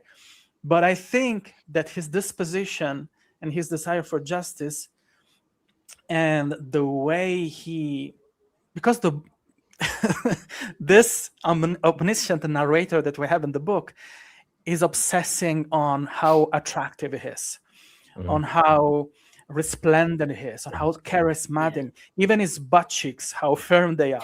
So you see, I think I like that. We cannot. That's the one thing you like about him. I mean, you have to like something. Yeah. So I think that he was conditioned because of the way he grew up. He was conditioned because of the way. Yes, very privileged. He's conditioned because of the many traumatic things, because losing one love, even having a very heavy hand on losing that love is a traumatic experience. But I think that there's something fundamentally misguided in his worldview, that it is understandable, that it is, you can empathize with it, but I begin to think that there's something there that started before he came in this world with his family. Of course, it has to do with his father and the way he grew up there, that completely destroyed his idea of justice. And the more time passes, the more power he gets, and the more yes men he's surrounded with, the more this fuel, this hatred, and the more deaf he becomes and unable to actually listen and understand the consequences. And that makes me incredibly sad, because I love that guy in the first book. I really love that guy. But that's such a anymore, but it becomes incredibly painful to see him snowball and become this dictator, and to see him. And I don't want to empathize to this extent and crying with him, because he is crying thinking about Lady Talith. I love that. Yeah, that was a great scene. I was looking forward to it. All the suffering. There was a human moment, right? He had just a human moment there to remind us that to fall in love. But this is the beauty. This is part of the beauty of it all, because again, he's not twirling his mustache thinking, "Ooh, this is how I'm gonna," He's a human being, and you can see. I mean, maybe not all of you, but one can see part of oneself into that human being, and you can put yourself in his place. And I always bring this up every time, because I think this is a big thing. In his mind, his mom abandoned him, left him, and then this other person whom he looked up to treated him, he was privileged on the he was privileged in a lot of ways. And what kind of leader was his father? Privilege is not the only thing for a child. Love matters more, and when you don't have it, and then you have these gifts, but you don't get to be taught about them. And I think his desire to obliterate magic users comes from his lack of understanding, lack of control of what he supposedly has, while Arathon has this control and this mastery over what he's got. Lysair, while powerful, he's it's a thing that it's not natural to him in his soul, because he was not taught these things. He feels it more or less external, or at least that's how I would have felt about it, and then hate it in a way. And talking about their powers, I'm starting to we're starting to see a little bit of foresight here and there, because they also have this from the Sahelas. Is that how you pronounce that other line? I'm sorry. Can I ask, Janny? Is it Is it a common thing to have more than one of those lines? No, Oh, no, okay. massive mistake. All right. Big that 2 lines crossed, and actually 3 lines crossed. Yeah. If you read Child of Prophecy, one of the short stories, that will take you there, and you're well enough along, it won't bother anything All right. coming in. Some of these pivotal short stories, those little moments, flesh out the details of things that are Okay. going to matter later. The novels and the series will Yeah. carry it, but it will give you deeper insight into what's Okay. going on. So yes, there was 2 royal lines crossed and a 3rd lineage crossed in that story, and it was not, well, I'm not going to say anymore. Super duct tape moment. All right. Let's just say that Right. that moment in history when those 2 characters conceived a child was momentous for the future. Oh my God. That's Now I why the gotta read story is that. called Child of Prophecy. All right. Oh, nice. All right, we'll have Okay. to find that. Yeah. Before we go, that one line about hatred being deaf, Yeah. and I so beautifully tied it back to Lysair. But it's like the amazing thing that struck me when I came across that line was it attaches itself to so many. It attaches itself to the young boy that she's saying it to, because he grew up thinking, of course, of this evil wizard, Yeah.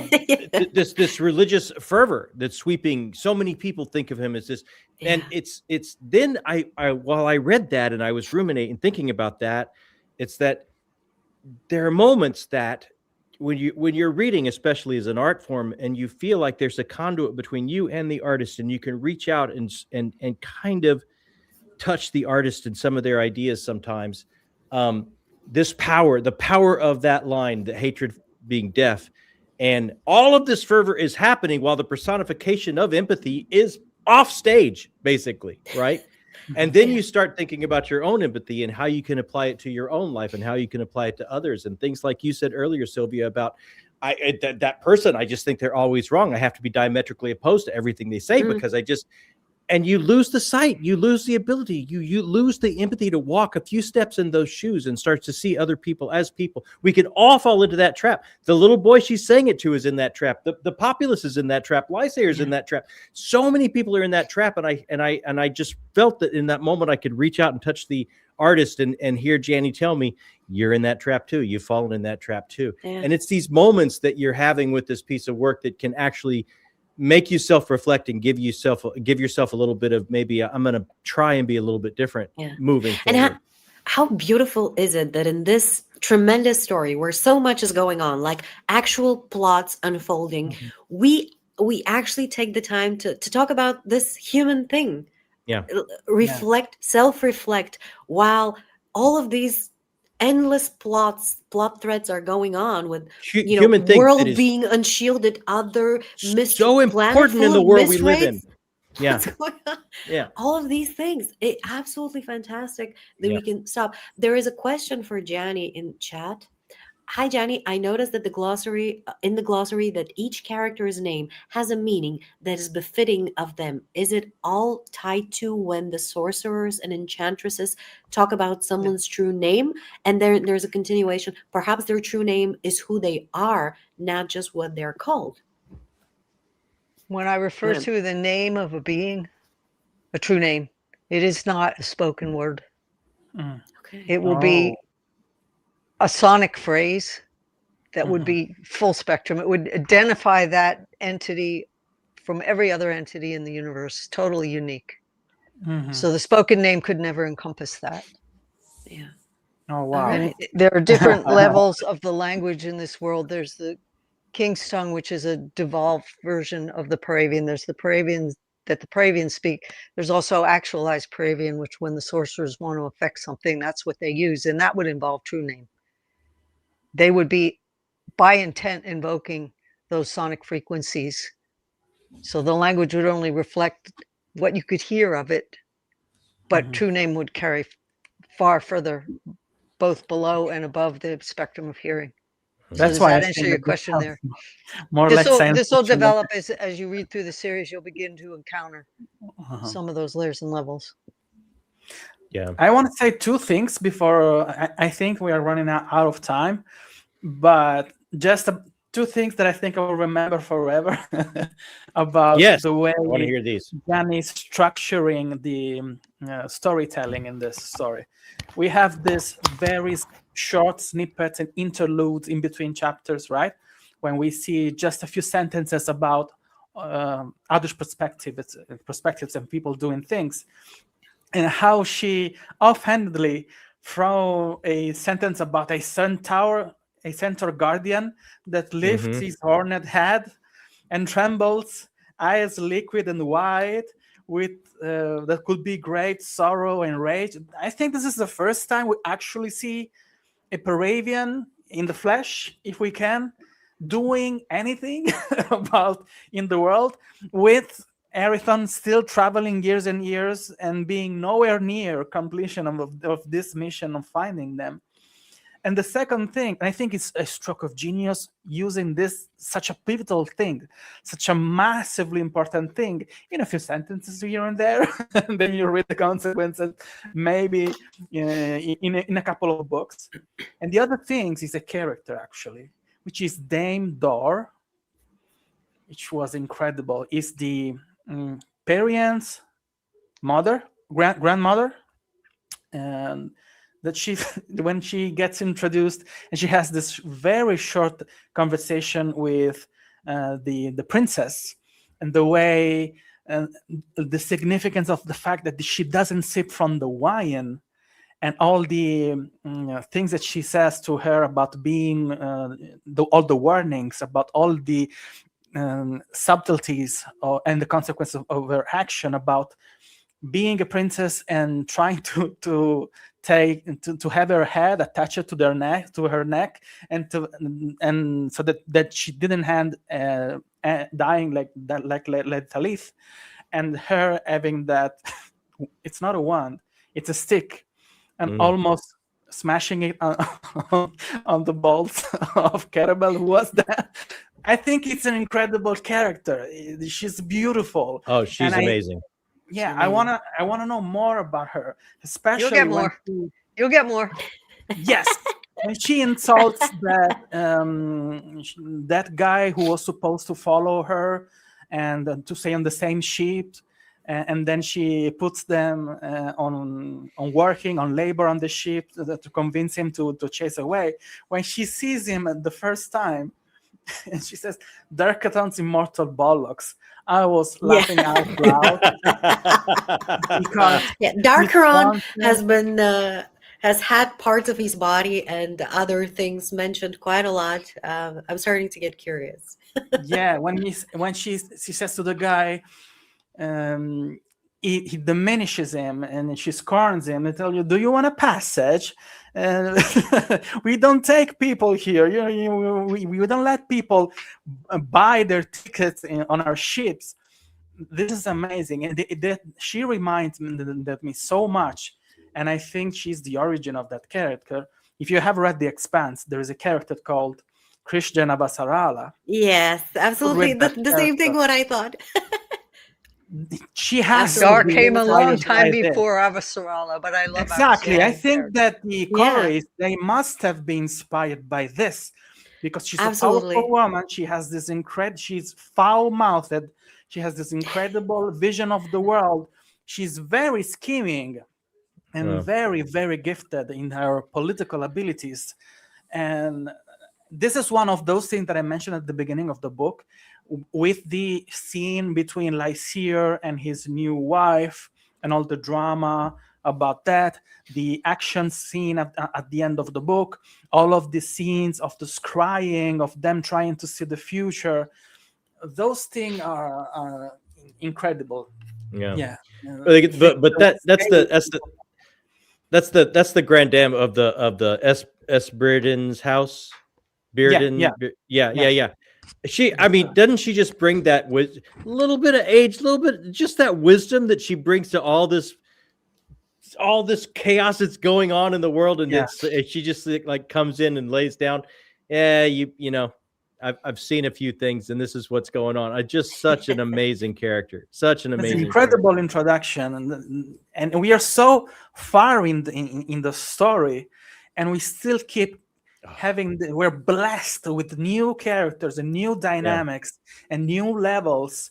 And that's incredible. I have never been so happy of being a fanboy of something. Right. But Abel, this is why I was okay with a lot of this act having Lysair and Arathon both kind of off to the wings or off stage.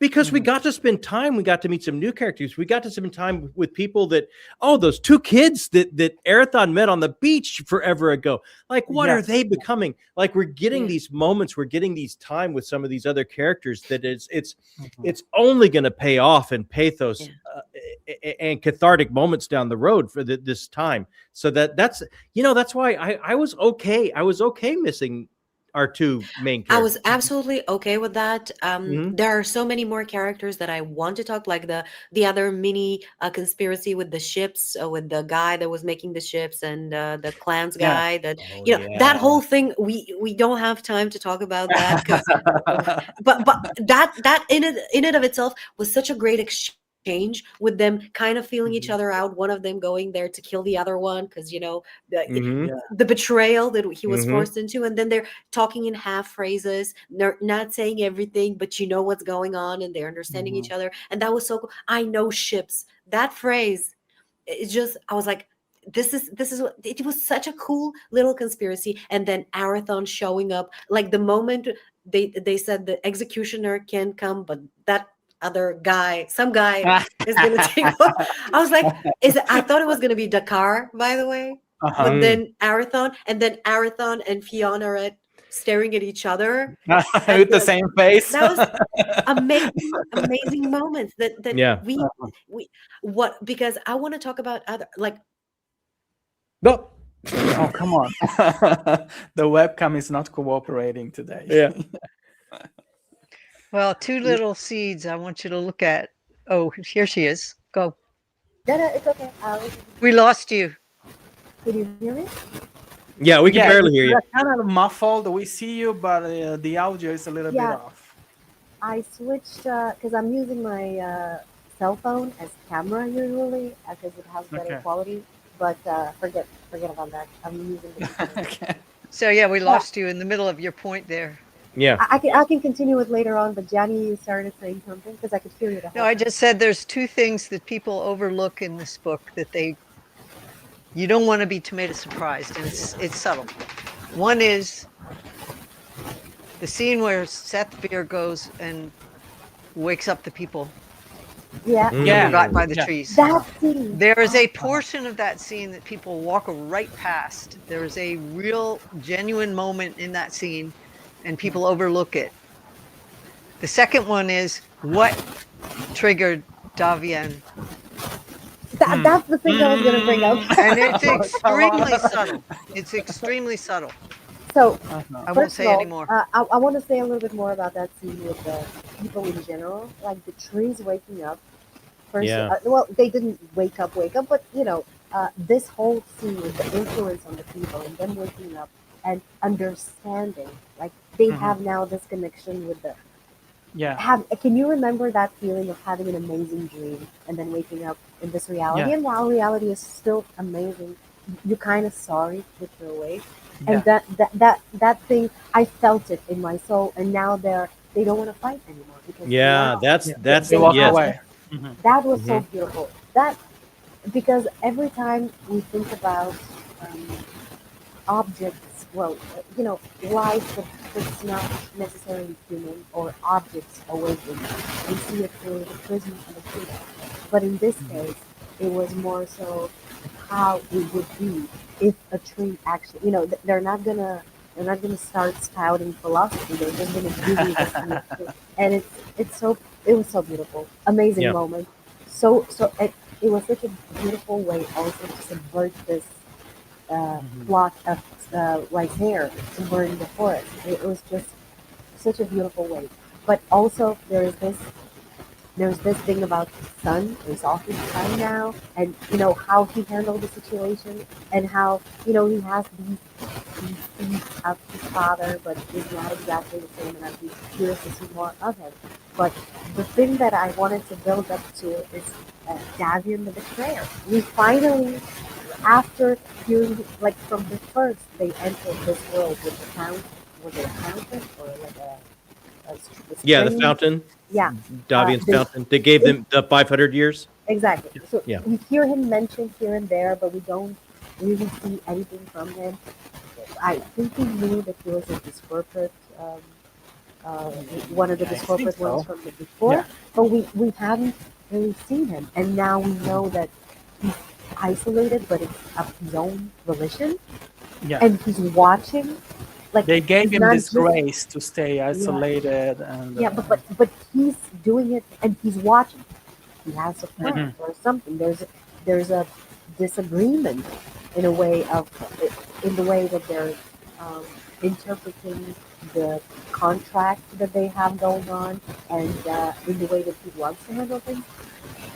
And when the cabal of light was doing the thing with the skull, I, yeah. I'm speaking in a very simplistic way, but I can't explain it in a better one. He was in the cave somewhere. Yeah. Like, is that has he been out before? I have Mm. seen him. I mean, I know that I don't think we've seen him until No, I this don't think point. we've actually seen him. Yeah, but and then the eagle thing, like we saw an eagle. Mhm. Was it a reflection of an eagle only, or was it the actual eagle that is? I mean, I can't recall exactly, but there is a moment where there is an eagle, and is that his representation? Can he take a form, or is he somehow Hmm. connected? Because we know the raven, raven, is it Crow. raven? Yeah. Crow. And then now we have another discorporate uh, There's a lot of questions there. sorcerer, and this eagle thing is now driving me crazy. And I want to go back and look for references to eagles to see whether it's shown up before. See, I wonder when we first started talking about what's your favorite conspiracy within all the conspiracies. What if the biggest conspiracy is Davians and we're not even seeing it yet? Yeah. Exactly. Yeah. Oh, probably. Probably. And But this it's world just is so expensive and so layered because, but what Janny said when he was, there was a healer attending all of those people sleeping, and it lets you yeah. understand that there was a lot of dirty work done there to try and take care of them. And at one point, a woman, they call her witch, she Yeah. enters, and she was on the verge of waking them up. And he lets you understand that if she does that, it will be ugly. Something horrible will happen. But she doesn't care because no worries, they will wake up. And then he grabs the stuff, and he does this gesture, and then emits light, and the stuff loses its powers. And the woman walks away when he, of course, reveals himself as a sorcerer. Yeah. There's a lot there. Yeah. That Like- very short Look at that moment interaction. and what happens, because people say, oh, there was none of this lead up. There was lead up in every single book, but Yeah. don't miss that There moment. is. There's a lot there that I want to know. That this world Yeah. is so enormous.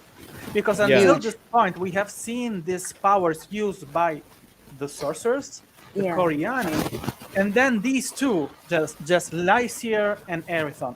Erithon was, of course, trained and all the rest. Lysier not so much, but the rest of the world, the relationship with these powers, the way they heal them, wield them, the way they understand them, if they understand them, there is a lot there. Who's this woman? Where did she come from? And why, if she was so dangerous, did Sethville let go so easily? Yeah, let her walk away. Yeah. Come on. And then Was it her or was it what she was carrying? Read the scene careful. Okay. I gotta go back. Yeah. At that point, the staff didn't have any more power after she. Oh, that's why he let them go, because she didn't have any more power. Read because it, and figure it out. It's all on the page. Find by yourself. Janny's got the duct tape. Janny's got the duct tape. All right. I'm just saying that don't miss the significance of those two things, because so much else is happening. There's so much else happening. It's hard to see everything for what the impact, but This every is the little kind tiny of thing series that matters. calls for endless rereads. Yeah. I am pretty sure I will have to. But the cover. Let's talk about the hot cover of Arathon. Is that a thing we saw in the book, or is that a vision that It's somebody duct had? tape. That somebody had. Because in the previous book there was let's say vision, for the sake of this conversation, of Arathon being executed, but it turned out to be Theon Arek, if I understand correctly from what we saw in this book. All right. Come on. You must be getting close to something, Sylvia. No, because it's all on the page. If you saw the sentence where the original vision happened, all right, and you compare what you're seeing with what actually but I'm happened. not going to direct anything. But because if you it's look- all on the page, and you'll go when the moment happens, you'll go bang. Because on this cover there is the guy, but there is a little light in the background. If you look, and I'm wondering, is light that? If that anyway, we'll find out when we read more. You will find out. It will all make sense. All right. Johnny's homework. Reread it. Yeah. Yes, that's pretty much what's gonna happen. All right. Well, I can't wait for Peril's Gate, because that's what this is the pivot point. This is the turning point. Talking about that. Yeah, it's the tipping point. All right. But it doesn't mean that all the reveals are revealed yet. No, it's just the tipping point. Yeah. Because in each volume leading up to this, there are reveals, and each book is self-contained in that past material will be revealed again at another level. After Peril's Gate, I don't have any need to backtrack anymore, and so you will see in Storm Fortress there will be a timeline. A timeline will start to be included to remind you of previous events. I didn't want to do that up to now because all those previous events were shown, but prismatically from a different perspective. So they were always reveals. After a certain point, there's no more perspective to show on that previous event, except for what's going to unfold going forward. And so I had to stop worrying about new perspectives on past material. The book will do it, but I started to put a timeline in where it became necessary. So you're still on the build with this. And that's the Storm Fortress. We start getting a timeline. I may have it one in Trader's Not U.S. edition. I'm not sure. It may be starting but after the tipping point in Peril's Gate, I no longer retread the first material in a way that if you didn't read the previous books, you wouldn't have a reference point. Got it. So reaching this point, and we're about to close out this live very shortly, but I would like to hear, guys, what are you looking forward to the most? What is the next thing you would be the most excited to see? Or see more of? Do I go first? Tell you right away. Go ahead. The Betrayer, Oh, more of the missing sorcerer. That I would read everything they do. Like wake up, drink tea. If that was everything that was written for the rest of the series, I would still read it with great interest. Everything else, I'm still very excited about. But right now, I'm the most hyped about this particular show. Yeah.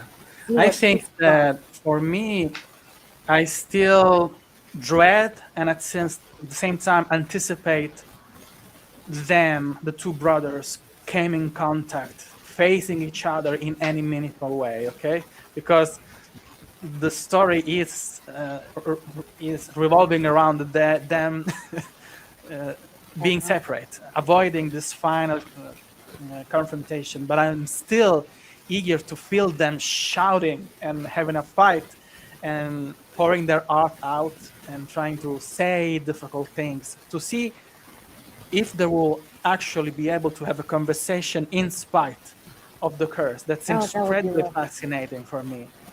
And the other thing, being a science fiction lover and a late lover of yeah. fantasy, Physics.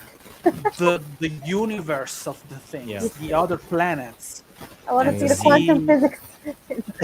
yeah, we're More. seeing them a lot because every time we have Yeah. sorcerers there, we have a lot of that Ooh, talk. we didn't That for talk about me, the it's kind of cars things yeah, and the scrying.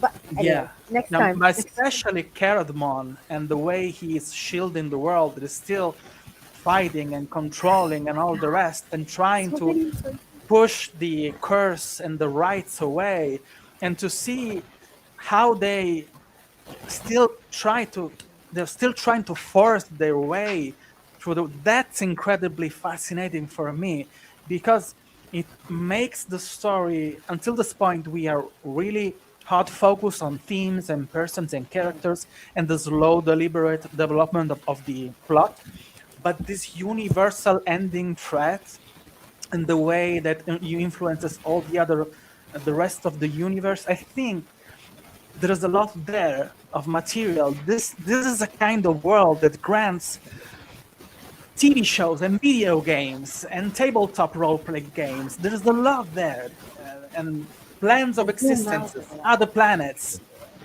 It's endless, and Yeah. spin-offs. Yeah. It's incredible.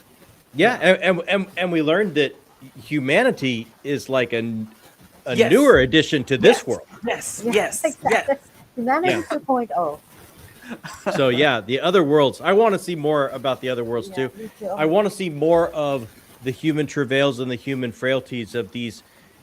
I mean, these characters that are becoming immensely powerful. And what does that power do to them? And what does that power do to their ideology and their ideals and how they want to achieve those ideals? Because at the core, they are still human characters with these frailties, and I find that fascinating. And I don't want to see it, but I'm very afraid. I'm very, very afraid I'm going to have that Shakespearean moment where I'm going to see Arathon say, Yeah. "You want a villain? I shall be a villain," and he will be pushed until he has to succumb and take on this role, maybe for very good intentions that everyone is foisting upon him. I don't want to see it, but I'm afraid I might But have we to see saw it. him doing I don't wanna horrible see it, but I things, wanna trying see to it. save people. Yeah, the whole things about him shooting arrows with and the 500. How many of them were that died because he was trying to avoid for 20,000 to die, and he wasn't. Yeah. So he's pretty capable. And most likely going to do something like Think that. about what that does to a human being that is so empathetic. Like having to be seen that way, to have to make those choices. Yes, absolutely. Like, where's that? But you know what? I'm looking forward to him becoming bad eventually if that happens. Because we don't know what's happening. I don't want to see it. Dark and bad. Yeah. But we joke about that, but it's going to be good. Every time you see a force for good or potential for good turn bad, it's devastating. It's why I love Lysa's stories because he had the potential. He has suffered, and in any other story, you think he'd be the prince of Yeah. You are so hard to hear, Sylvia. Sorry. Yeah. I don't know how to go about that. There's some kind of static. It sounds like you don't Yeah. have a full connection. Can you hear me now? No. We can hear you. It's just there's a lot of static. Yeah, it's really just static. We can hear you, but it's difficult. Now we can't hear you. It's There now you are. There you are. All right. Now. it's the risks of live show, guys.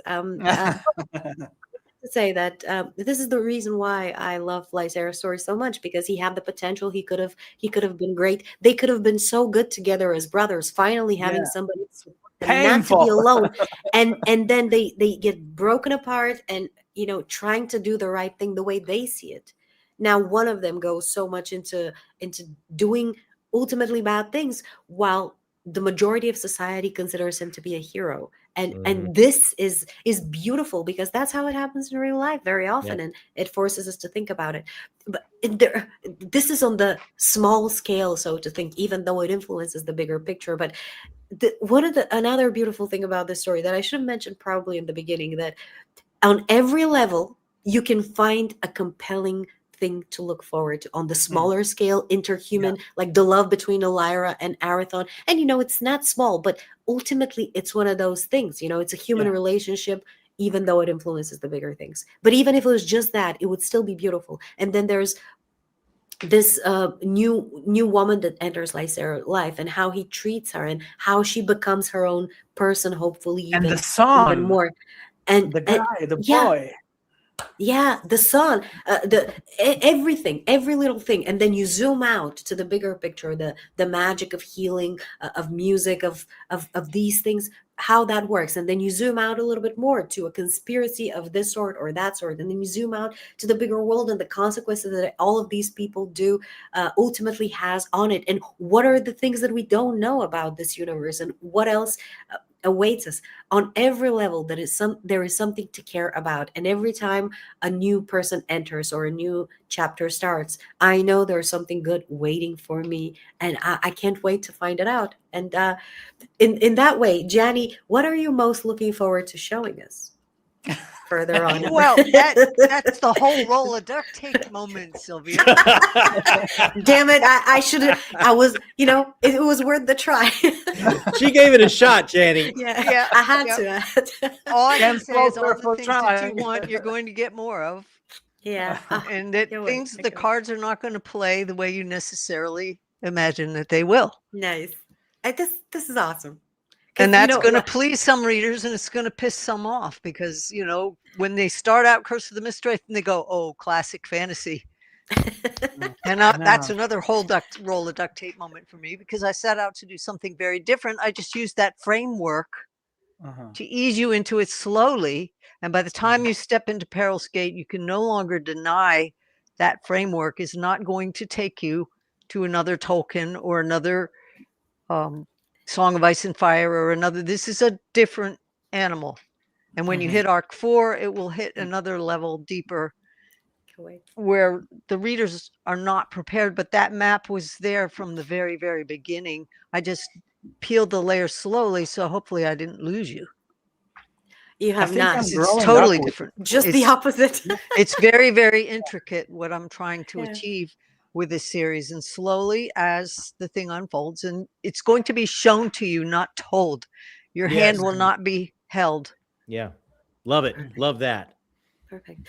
Is there and all the themes that you're building and you're seeing are exactly what I was putting into those scenes. So you're right on the page, exactly where I want. All your burning questions that you want answered. You want to see more Dame Dower.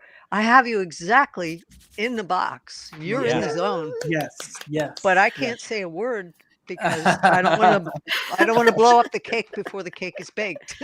Nice.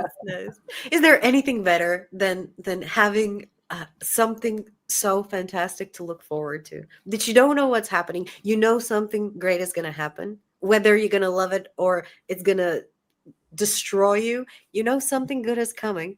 Yeah. Looking forward to that is one of the we best don't things get enough ever. books and series that do that. Yeah. I know what's better. The attention span and the instant gratification that publishers expect now. So all I can say is I want more reads like this. And the only way to get them is to blow this out of the water, and then that will sit them up. Yeah. Absolutely. You asked if what's better, Sylvia. I'll say what's better is sharing it with friends. This has been such an amazing experience. Absolutely. And to have Janny with us is just, oh my God. Looking at us, stumbling our way through this thing. You're not stumbling. You're not stumbling. I've got you exactly where I want you. Even Abel being very, very frustrated that this wasn't the book that Warhost of Asmark was. Warhost is an arc finish, guys. Yeah. You are 1/3 of the way into this arc. Storm Fortress is going to slam it home. And Trader's Knot is going to be the convergency. It's all going to start rolling down the hill. The pace is going to pick up tremendously. So it's going to slow down for Peril's Gate and then downhill. So I got you right where I want you, Abel. Sorry, but I got can't you wait, exactly can't wait. where I want you. Every time I Perfect. finish one of these books, I am tired because of the language barrier. Okay, it is really difficult to wrap my head around the pacing and the sentences. So it's challenging for me. And every Growing time pains. I finish one of these, I tell myself, "Oh, I need time." Like 20 I'm not. minutes. Oh, come on! I'm too tired. Why does it has to be so difficult? But give me 24 hours, and I will be itching to start the next one again. Yeah. It's like every woman that tells you, "I have one pregnancy. I'm not going to give birth to another boy," and then they do 10 children, okay, because they enjoy the process so much. And that's a testament there are of other how types of. successful this is. Yeah. Even being so challenging for me, and at the same time so rewarding in each and every one of them.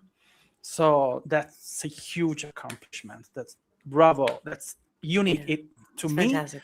being a lover of fantasy, having been reading fantasy all my life, something like this never happened.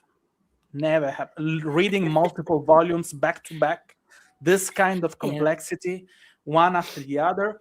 And that's because I'm with friends, of course, that push me to be consistent. But at the same time, it's because the books are so good. It never happened.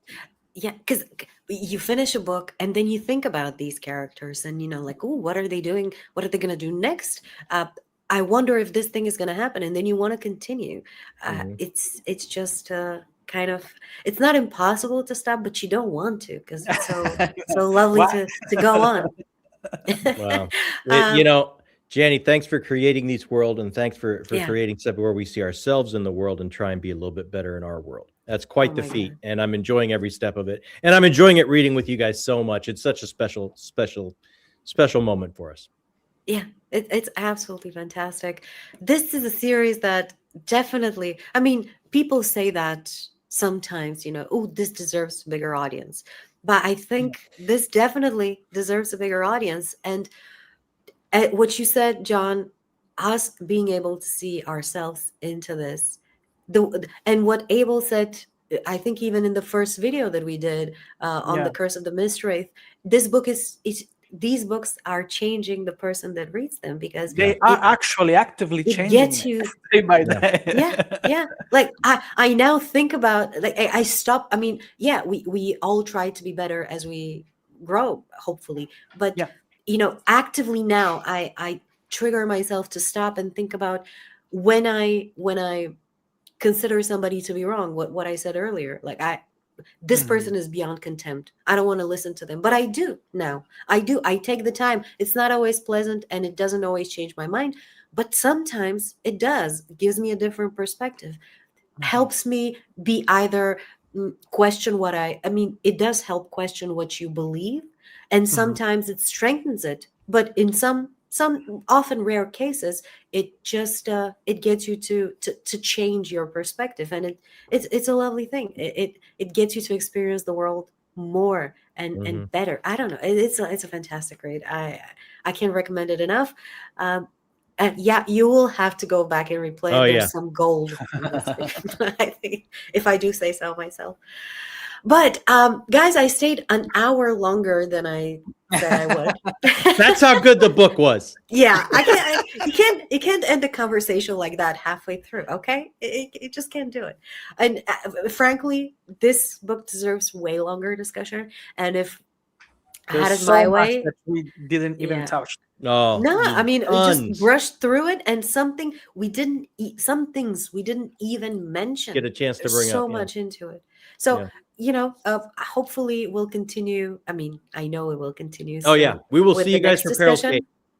But I'm on the verge of sneezing very badly, so I'm holding it together by a thread. So thank you everybody who joined tonight. Thank you for the people in the chat. Thank you to Abel and to John for joining. Thank you to the guys that couldn't join tonight, and I wish them all good luck in getting better and getting a degree and getting medals and whatever else they do, getting the charity that they're attending to gather a lot of money. Thank you, Janny, for continuously joining this community and enriching it, and just being our friend to the Yeah. people who read your books. Very rarely authors do that, and it's such a, we appreciate it so much. I can't even believe we're having this conversation with you. It's awesome. And thank you everybody for tonight, for You're every welcome. other night. I wish you all day. I know I'm talking about night again. I'm in Yeah. Eastern Europe. I wish you all a fantastic day, evening, week, month, next year, everything. Hope to see you soon, and read read more. That's it. Bye. Thank you Bye for bye. hosting, Sylvia. It was a pleasure. Bye. Have a nice night. Bye bye. And